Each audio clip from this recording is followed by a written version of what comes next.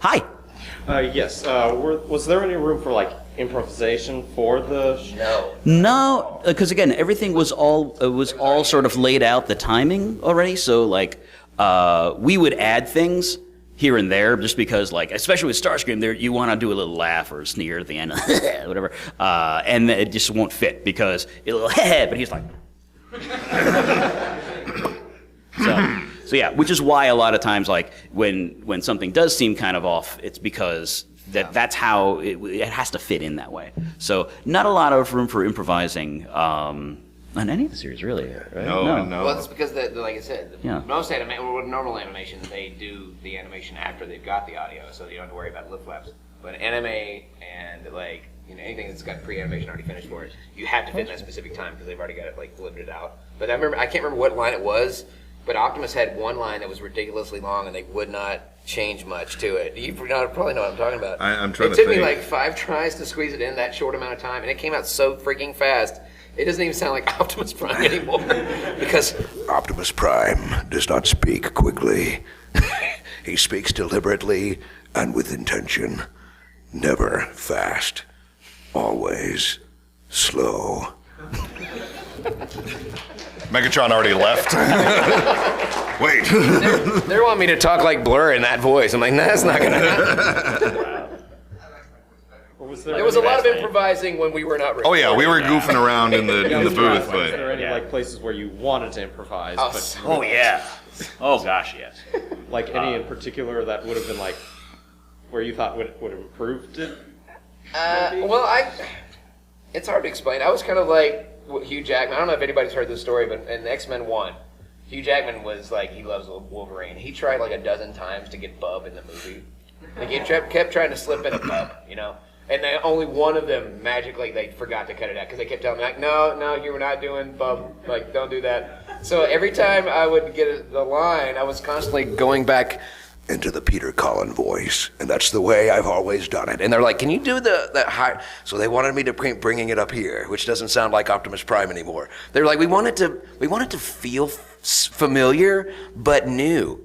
And the same thing with him, like, don't do Frank Welker's version. And they literally got out Peter Cullen to come in. It's just like, that's not new and familiar. That's the thing. Like, why was it so bad for me to do, whatever. So I kept slipping into that on purpose, hoping they wouldn't do like, hey, John, that was a great take, but could you go back and do the higher voice you did earlier? And like, I want to get it in there so bad. I'm remembering now. I did get one in the end when he turns. We're just talking about Combiner Wars now. Because Titans we didn't do to animation, and same thing with Power of the Primes. Those were all animated to our voices afterwards. So it was Combiners that was the one we had to fit in. And in Combiner Wars, spoiler, I guess if you haven't seen it, Starscream turns into this giant monster, right? And he's like the ultimate combiner.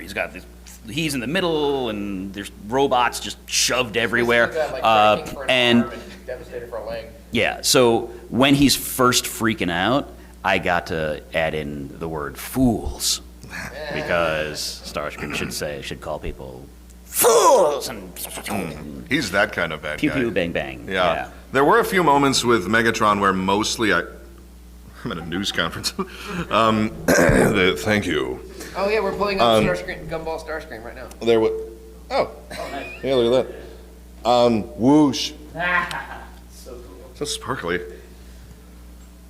There we go. Get bent, Starscream. Oh man. Storm Scram. Yeah. Oh man. Hallelujah. Audio, we should help. That was expensive. Take that, buckethead! What just happened over there, Megatron? Fix your windshield already. Fine. I always wanted to hear Gilbert Godfrey as Optimus Prime. You think if I give you the Matrix it will help? I hope I have some Affleck insurance. All right, enough of that. Anyway. I've never seen my hands. They're huge.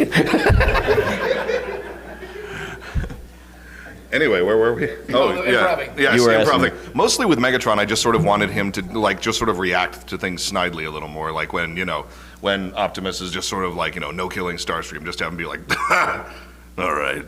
Because, Optimus told me no, whatever will I do? I almost wish they had just animated him going like, okay, wink. Like, just animate him wink. God gotcha. Right? Exactly. No killing. Yeah. Like, understood. Wink, wink. Like, You can count. Why are you still winking? You're gonna kill Starscream, aren't you? No. I would never. So yeah, that's about where I'm at. Hello. I don't know how many people were in the Bumblebee panel on Saturday.